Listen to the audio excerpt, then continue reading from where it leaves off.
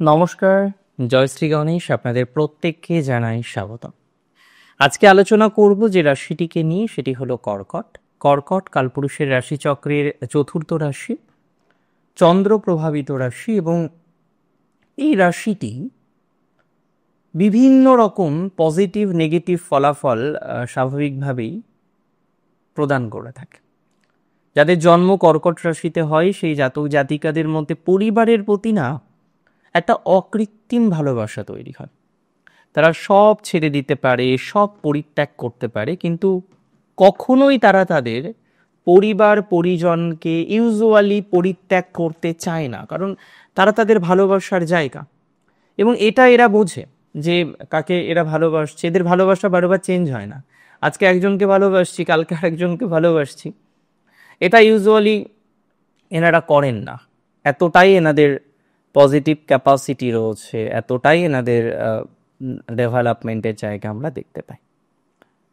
কিন্তু যেটি গুরুত্বপূর্ণ যে শনির কর্মফল প্রদান, বিশেষ করে 13ই জুলাই থেকে আগামী 138 দিন, প্রায় 28শে নভেম্বর পর্যন্ত শনি মহারাজ তিনি বক্রগতিতে থাকবেন।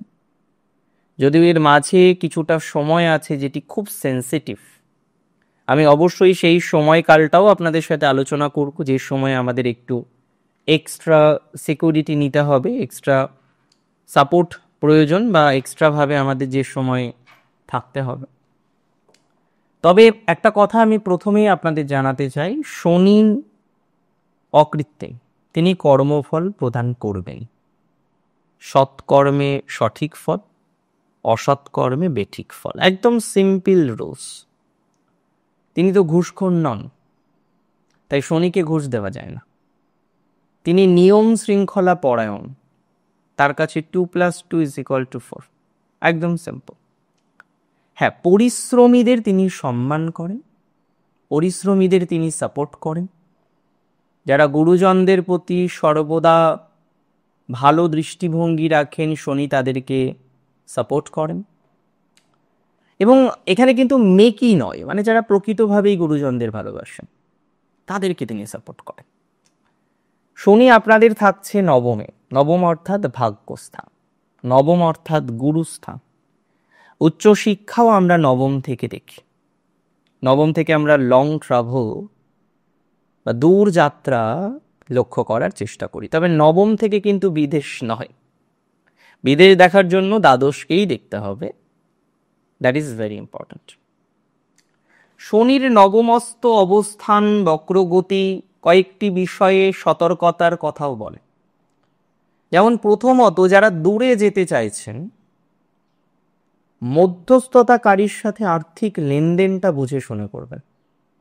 দেখুন, যারা দূরে যান তাদের কোনো কোনো সময় দেখা যায় যে মাঝের কোনো ব্যক্তিবর্গের প্রয়োজন, যাদেরকে আমরা বলতে পারি মধ্যস্থতাকারী, যারা সহযোগিতা করেন মিডলম্যান হিসেবে।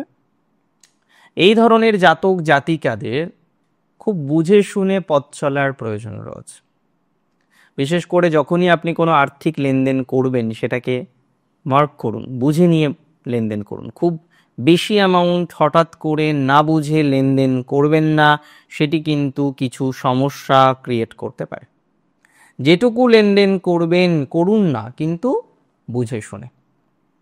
তার সাথে সাথে আমি মনে করি এই সময়কালটিতে আপনাকে আপনার পরিবর্তনে বিশেষ খেয়াল রাখতে হবে। এতদিন চাকরি করেছেন, পরিবর্তনের চেষ্টা করেছেন, অনেক ক্ষেত্রেই সফল হয়েছেন, অনেক ক্ষেত্রেই সফল হতে পারেননি। যারা নতুন করে পরিবর্তন করতে চাইছেন, নতুন করে যোগাযোগগুলো তৈরি করার চেষ্টা করছেন, মাঝে মাঝেই দেখছেন যোগাযোগ ভেঙে যাচ্ছে, সিভি জমা দেওয়ার পরও যেন একটা হতাশার জায়গা আপনাকে বারংবার গ্রাস করছে। যে সমস্ত জাতক জাতিকারা এরকম একটা ফেস ফিল করছেন, এরকম একটা সিচুয়েশনে রয়েছেন, তাদের যথেষ্ট পরিমাণে প্রোগ্রেস আমি লক্ষ্য করতে পারছি। আমি এতটা শিওরিটি আপনাকে দিচ্ছি যে আপনি অশান্তি মুক্ত হয়ে পথ চলতে পারবেন। আপনি অশান্তি মুক্ত হয়ে আরও বেশি ডেভেলপমেন্ট করতে পারবেন। আপনি অশান্তি মুক্ত হয়ে আপনার জীবনচক্রের গতি প্রকৃতিকে আরও বেশি ডেভেলপমেন্ট করতে পারবেন, এতটুকু সিওরিটি আমি আপনাকে দিতে পারি। সো অতিরিক্ত প্রেশার নেওয়ার না দরকার নেই, অতিরিক্ত স্ট্রেস নেওয়ার কোনো রকম দরকার নেই। ধীরে ধীরে একটা নেগেটিভ ভাইবস থেকে বেরোনোর চেষ্টা করুন। আমি মনে করি বক্রগতি মানেই নেগেটিভ নয় যে সব খারাপ করবে, কেন খারাপ করবে সব? গ্রহদের বাকি গতিগুলির মধ্যেও বক্রগতি একটি বিশেষ গতি। হ্যাঁ, এটা ঠিক, বক্রগতিতে স্যাটার্ন বেশি অ্যাক্টিভেটেড থাকবেন, তিনি কিন্তু প্রভাবটা, ফলাফলটা ইমিডিয়েট দেওয়ার চেষ্টা করবেন একদম। এবং বিগত দিনে যে কাজ করেছেন, ধরুন কেউ অত্যন্ত দায়িত্ব নিয়ে কাজ করেছে, 10th যখন স্যাটার্ন থাকে অত্যন্ত দায়িত্ব নিয়েই জাতক জাতিকারা কাজ করে, তার এখন ফলাফলটা পাবেন, যেমন বৃষ রাশি পাবেন। আপনাদের ক্ষেত্রে একটা স্ট্রাগল গিয়েছে, আপনারাও কিন্তু ভালো ফল পাবেন, কারণ এর আগে আপনাদের ঢায়া চলছিল। আর ঢায়ার সময় কি ধরনের স্ট্রাগল আপনাদের গিয়েছে সেটা আপনারা কিন্তু যথেষ্ট পরিমাণে জানেন। তো আমি মনে করি আপনাদের যথেষ্ট ডেভেলপমেন্টের জায়গা তৈরি হবে, যথেষ্ট পরিমাণে অগ্রগতির জায়গা তৈরি হবে।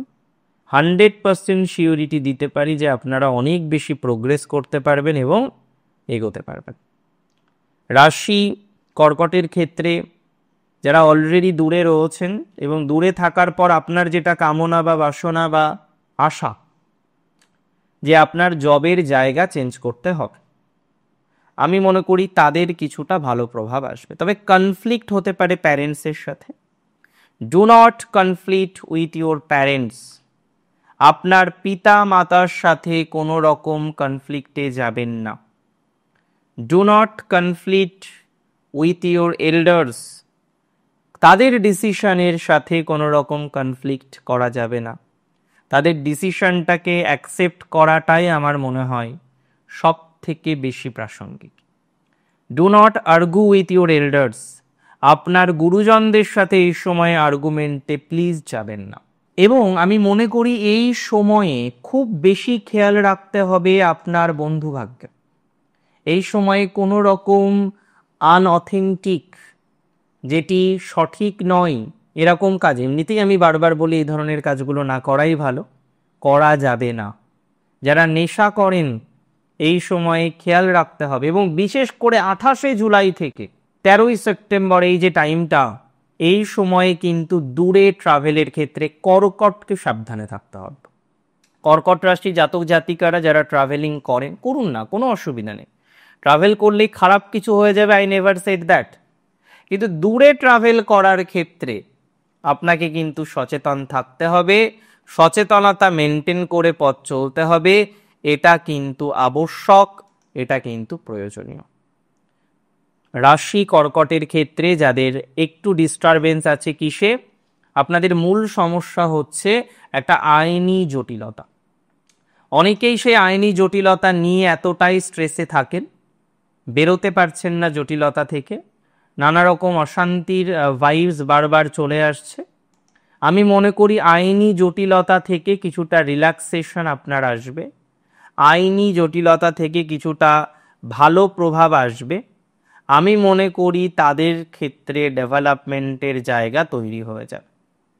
সো চিন্তা একেবারে করার দরকার।